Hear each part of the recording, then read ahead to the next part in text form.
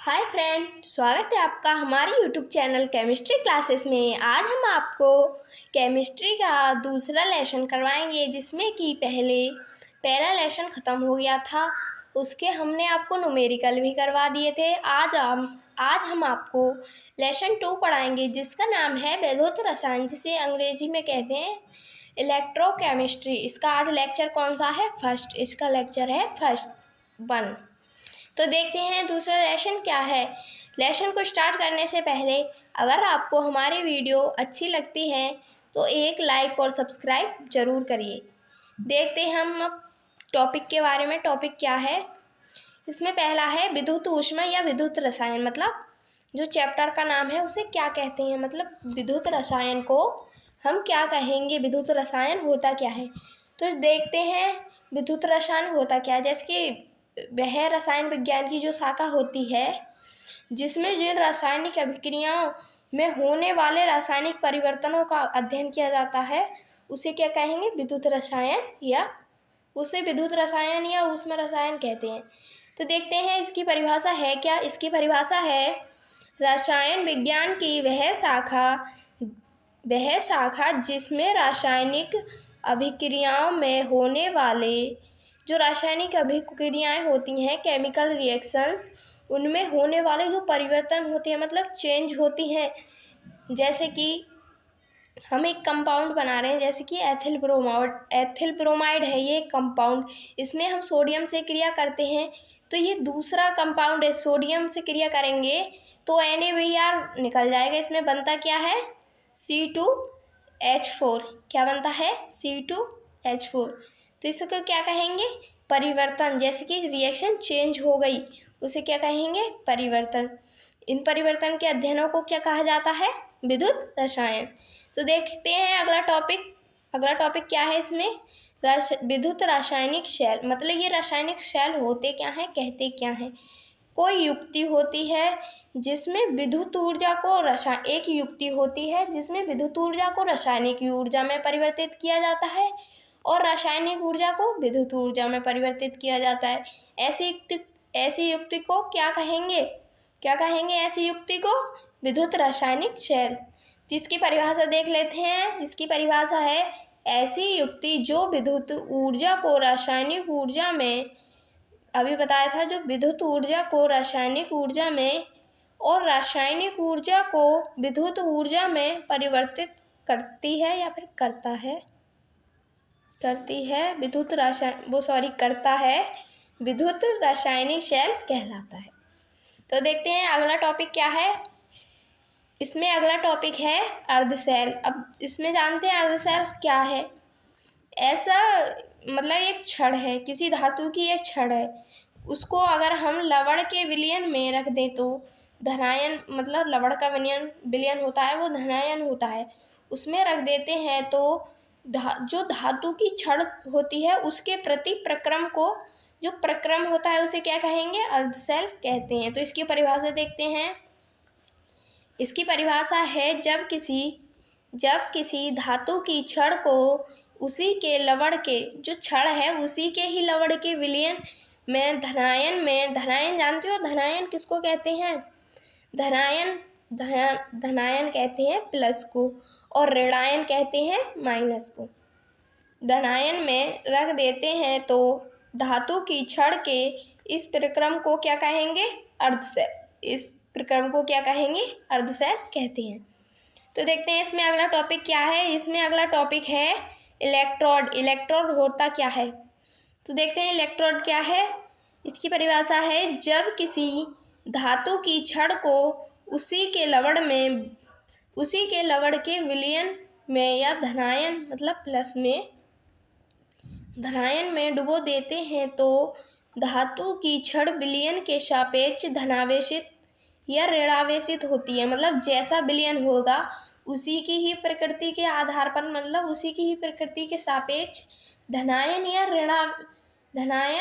मतलब धनावेशित या ऋणावेशित हो जाती है, जिससे धातु या विलयन के सापेक्ष क्या होता है? एक विभव उत्पन्न हो जाता है।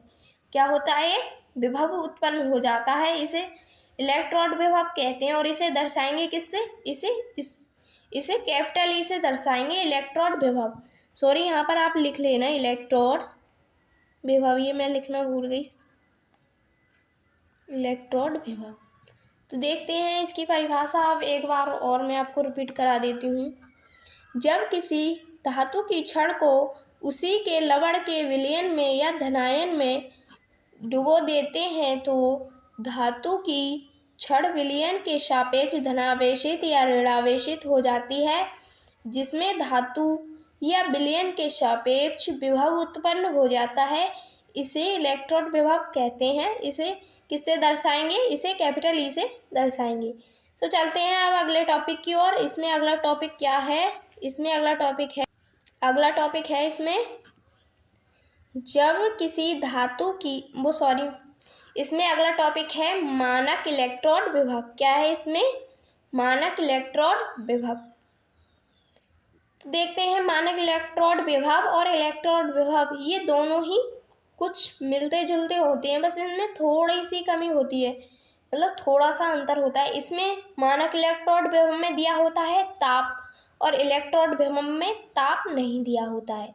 तो इसमें क्या है इसकी परिभाषा? देखते हैं इसकी परिभाषा, उसी की तरह है, बस थोड़ा परिवर्तन है इसमें। तो देखते हैं इसकी परिभाषा है, जब किसी धातु की छड़ को 25 डिग्री, इसमें दिया है ना 25 डिग्री, बस ये ही अलग है।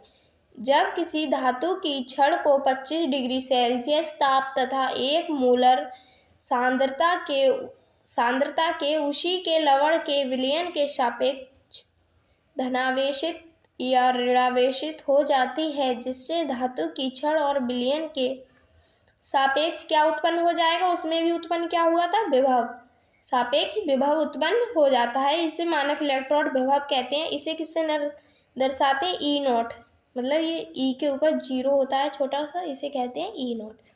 तो इसका एक एग्जाम्पल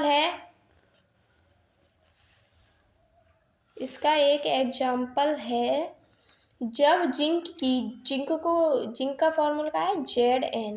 Zn है जिंक का फॉर्मूला। तो इसमें क्या है, जब जिंक की छड़ को ZnSO4 जिंक सल्फेट के घोल में या Zn2+, इसे क्या कहेंगे? 2+ आयन को, इसे आयन कहते हैं, घोल में या Zn2+ आयन में डुबो देते हैं तो जिंक की छड़ से जिंक आयन विलयन में चले जाते हैं। जो आयन होते हैं ये किस में चले जाएंगे? विलयन में। जिंक आयन विलयन में चले जाते हैं तथा इलेक्ट्रॉन जिंक की छड़ पर ही रह जाते हैं। जो इलेक्ट्रॉन होते हैं वो जिंक की ही छड़ पर रह जाते हैं, जिससे जिंक की छड़ ऋणावेशित तथा विलयन धनावेशित हो जाता है। जो जिंक की छड़ होगी वो कैसी हो जाती है? ऋणावेशित, मतलब माइनस, और विलयन कैसा हो जाएगा? धनावेशित, मतलब प्लस हो जाता है। जिंक आयन छड़ के चारों ओर जम जाता है, मतलब जो जिंक होता है वो छड़ के कौन सी ओर जम जाता है?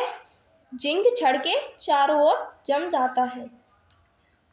किसकी ओर जम जाता है? जिंक छड़ के चारों ओर जम जाता है। तो देखते हैं इसकी रिएक्शन है Zn एरो। पहले तो जिंक की छड़ डाली, फिर उसमें 2+ आयन दिए, तो इसके 2+ आयन है तो 2 इलेक्ट्रॉन इससे निकल जाते हैं। इसमें है ना इलेक्ट्रॉन जिंक की छड़ पर रह जाते हैं, जो जिंक की छड़ है उस पर रह जाते हैं, प्लस 2 इलेक्ट्रॉन, जो 2 इलेक्ट्रॉन होते हैं ना ये वाले ये आयन इलेक्ट्रॉन के रूप में बाहर निकल जाते हैं। किसके रूप में निकल जाते हैं? इलेक्ट्रॉन के रूप में। तो आइए एक फॉर्मूला देख लेते हैं, मतलब एक एग्जाम्पल देख लेते हैं इसको समझाने के लिए। ये एक क्या है? पात्र। यहाँ पर देख लेते हैं, ये क्या है? एक पात्र।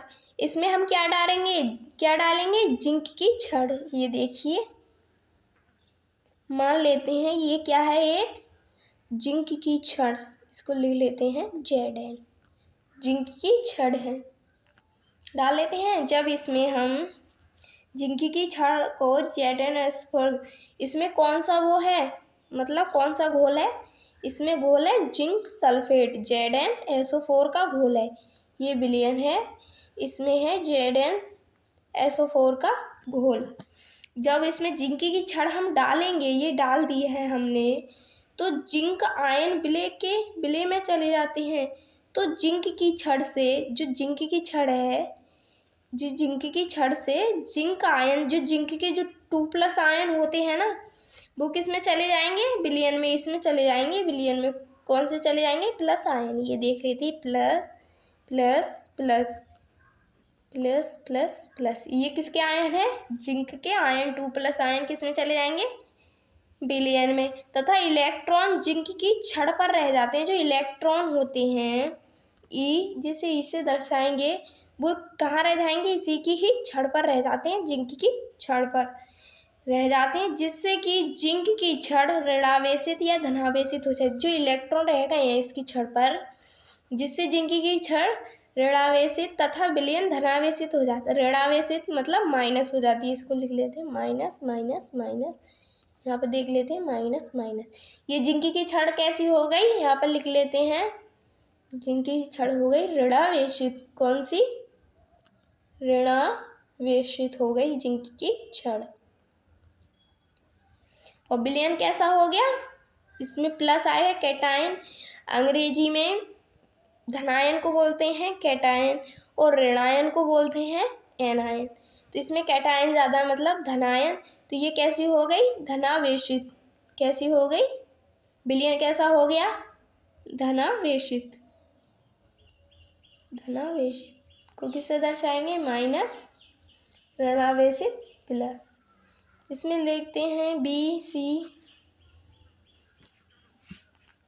ये हो गया पूरा टॉपिक क्लियर। आई श्योर ये आपके समझ में आ गया होगा। अगर आपको यह वीडियो अच्छी लगती है तो एक लाइक और सब्सक्राइब ज़रूर करिएगा। Thank you.